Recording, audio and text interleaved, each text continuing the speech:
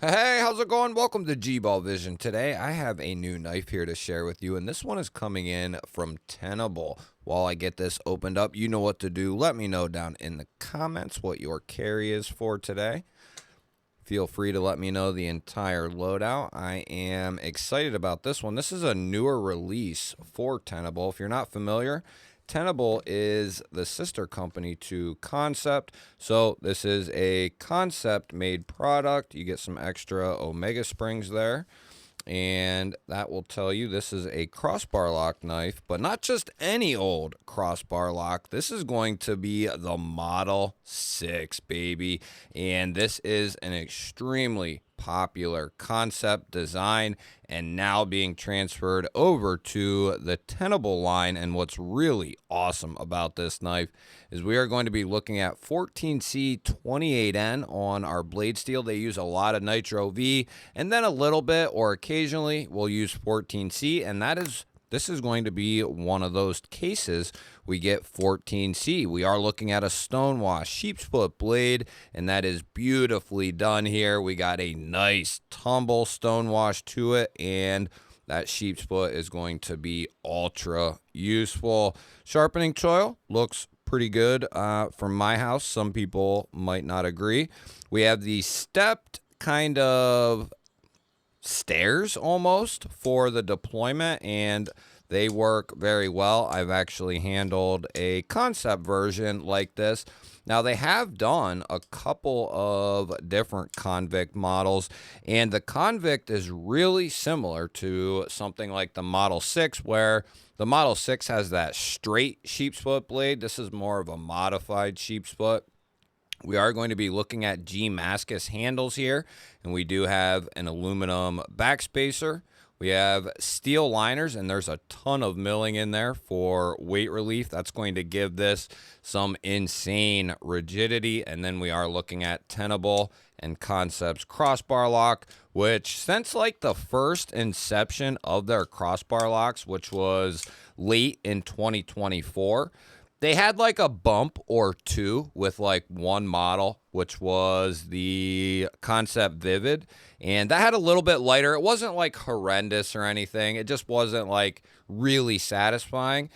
Other than that particular model, they have really done a solid job when it comes to crossbar locks. And I'm really excited for the time when we see Concept and Tenable and other companies move over to a button compression lock in, also, including crossbar locks and other locking mechanisms. I just like to see the more broader touches where you do a button liner lock here, crossbar lock there, maybe a bolster lock or liner lock, just different options. The more that you can offer, the better you're going to be. Now, in regards to the size of this knife, it is a good size. We are looking at about 7.5 overall, 3 1/16 of cutting edge, and that's what we'll call it for total blade. So it's not a huge knife, but it is a nice, tall, robust handle, nice, tall blade, and it's a decent length. I'll bring out some comparison knives here for you. We got the Kaiser Drop Bear up top and the Benchmade Bug Out here on the bottom. And it's going to be a little bit larger than something like the Drop Bear, but it's going to be very close to something like the Bug Out. And two more for you. We got the Vostede Raccoon up top here and the Kaiser Militol on the bottom. The Vostede Raccoon is going to be also very, very close. It's just a touch longer. And, in regards to length, the Model 6 and Benchmade Bug Out there, they're close in length. But something like this is just a much more robust folder. I would absolutely love to see this in like an XL sized. I know, that's pushing the limits maybe because it's not a small knife to begin with. But, there's definitely people out there who enjoy a larger folder. And I think this would be a perfect knife for that kind of XL feeling knife. We are looking at a deep carry clip here. It's got a nice little spooning up and then it dies off right away. So that's going to allow this to get over seams nicely. It's going to look clean in the pocket, a little touch with that complete cutout there. We are looking at left and right hand carry. It's surface mounted and those screws are recessed. That is a good looking clip. It's got a nice spring to it, really nice. And as far as, giving it the old squeeze here, which I don't often cut much like this, but on very rare occasions I will. But that feels pretty good in that particular grip. As I've said before many times, there's a lot of grips that I use, and typically like a fist hammer grip isn't one of them. That's probably the least used grip that I'm actually in most of the time. Now let's get into a quick hardware check here and see what we're looking at. We got T8 for the pivot. We have T8 for the body screws here.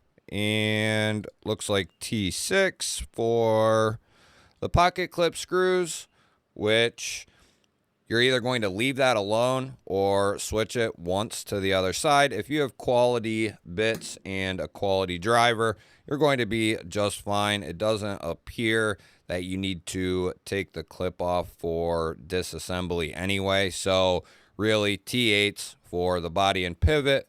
And I'd like to see T8s all the way around just to simplify it. I think companies are working their way to doing that, but I think it's something like that where you're changing tooling and so on and so forth. I've heard it's not just as simple as kind of switching it over. That's why we still see brand new CJRB models coming out with T6 as well. But as I said, if you have good quality bits and a good driver, you're going to be just fine. We'll bring out the arch nemesis here, and we're going to guess the weight of the knife here. And I've been about 0.3 to 0.5 off here the last day or so. And if you want to guess along, a lot of you do, or some of you do. I always enjoy seeing your guesses. Even if you already commented your carry or something else, feel free to leave another comment. The more, the merrier here. I'm going to give this a go and see if we can nail it in. We are perfectly centered up there. Let's see here. Does it feel like, so it's like 3.7? Does that feel, or does that sound right? 3.7? Let's go 3.8. 3.8. Does that sound good? What are we at here? That might be a little high. Let's go 3.6. 3.7. Oh, it is higher. See, playing games with me, man. I was thinking it feels like it's a little bit more than 3.7, but I always do that to myself. I think something, say something else, and feel another way. And I always, when I think about it too much, I think is the issue. Anyway, let me know if you got that right. We are at 4 ounces on the dot and 114 grams. So it's got a healthy weight for it. Ratio people might not be too happy about this one, but we've never been too worried about them. We'll go ahead and we'll get a measurement here on our handle thickness, 0.48. So that's got a nice healthy thickness there to that handle. As far as our blade stock, right at 125 there, just under. And we'll get a behind the edge measurement here to see what we're looking at for our behind the edge. And that's going to come down there pretty nice, about 21 thousandths there in that particular spot with that particular hold. But let's see how this cuts out of the box. We'll get out our old catalog paper here and old Sportsman's Guide from like 4 years ago. And the great thing about a stonewashed, some people will complain that satin 14C that has a satin finish will get marked up easier. And, you know, they are tools. I get the aesthetic thing as well. But when we're talking about a user, not, you know, I understand you know, you might want to take care of your stuff even if it's a user. I get it. I totally get it. And, you know, 14C on a like real satiny blade, a belt satin, or, you know, not that we see a ton of belt satins with 14C, but there are satin finishes and there are some nicer finishes. They do tend to get scratched up or marked up a little bit easier. But the good thing here is we have a stone wash on this bad boy, and a heavy stone wash. So that's going to take wear and tear very nicely. And you have 14C, which is one of the toughest steels in the industry. It is in the top like 3 toughest steels. So it is very tough. It's also very corrosion resistant. So like very, very corrosion resistant. So you have an awesome blade here that is ultra resilient for you as far as weather, toughness goes. It's going to be great for you, especially with the stonewash. Edge retention is going to be, you know, it's going to be all right. It's not too bad. It's not insanely good like S90V, but you'll still, you know, get some good edge life out of this knife. It comes down fairly thin, and, you know, the better the heat treat and the angle, the more life you'll get out of it, because this is ultra tough. So you have that going for it, which, you know, aids in edge life. But the great thing about 14C, or one of the many great things, is it is easy to hone up. Even if you're someone who has no idea what you're doing, if you can, you know, hold onto the knife and run it up and down a ceramic rod or diamond rod, you'll be able to hone this edge in and get a working edge back on it. You know, are you going to change the angle or the degree and, you know, No, maybe not. But what you can do is hone something like this up because it's so user friendly. It's not something like Crewwear or M4 where it's going to be a little bit tougher to sharpen and hone. So 14C, in my opinion, I really like it and have always enjoyed it. And you factor that in with the stonewash on here, which just really, it suits 14C very well. A heavy stonewash, an acid wash, or a black wash with 14C, it's just one of the ultimate combos for it. And some people would argue that type of finish with like a micarta would be awesome. And if I'm not mistaken, as far as the Model 6s go, they did have some micartas available, but those are sold out at the current time. But what is in stock is a true twill carbon fiber for $60. And then they have some Damascus versions for around $70, which that's what these would fall under. And then for $57, they have just kind of a standard black G10. That's probably going to be, well, no, I guess the Damascus or the carbon fiber, any one of them would be a good value. The twill carbon fiber at $60, that is a really solid deal as well. And it's not a laminate, it's a solid piece of twill. I have one. So that's a really good deal. But the Damascus, not sure why or how, is a little bit more than the twill. But you're going to get a heftier knife with the Damascus as well. So, you know, maybe you want it a little more beefy, robust feeling. The Damascus is going to be the way to go over top of them steel liners. And I do like how they did the black stair steps with the red crossbar. I like that quite a bit. That gives this a really cool contrast. They really were paying attention here. Nick Swan design, if I didn't mention that. Let's go ahead and we'll check this thing here with the spine whacker. We have no up and down or left to right play on the blade there or on that lock. We're going to start out towards the tip up here, go with a couple of lighter taps, and that'll get us going here. Oh yeah, it sounds good. It sounds good. Give it the old triple tap there in the middle with a decent force, and typically one of those two will do it, but sometimes we catch them out here. Not a crossbar lock, but just various knives, right?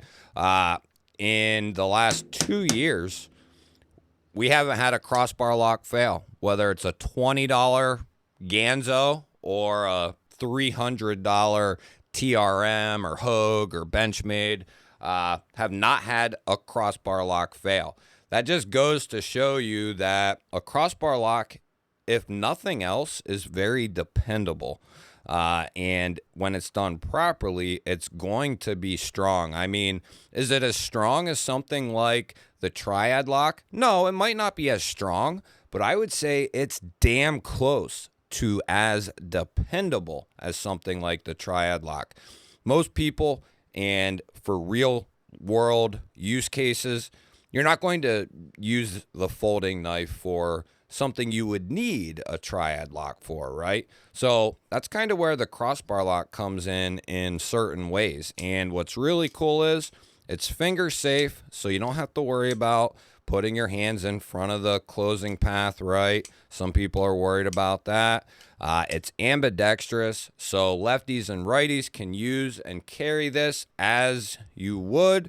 And what's really cool is they have made them adjustable, giving them stronger springs, so you get a more satisfying action. It's a great lock. I enjoy it, especially when they're done properly.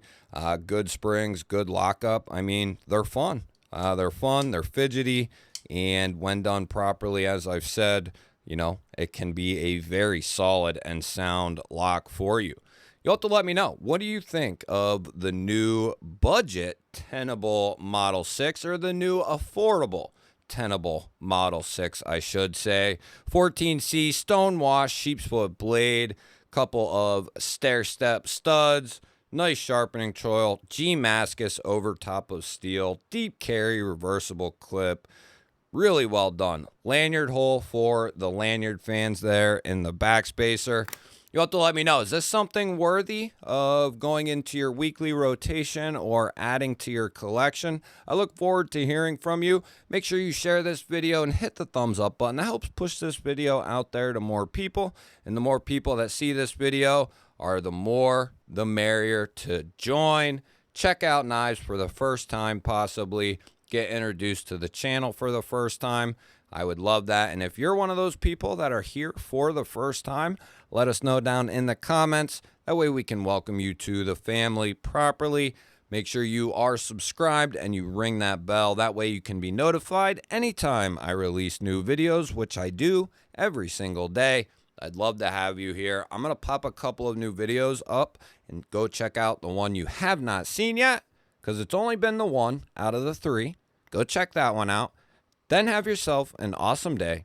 Thank you all again for watching. I'll catch you on the next one.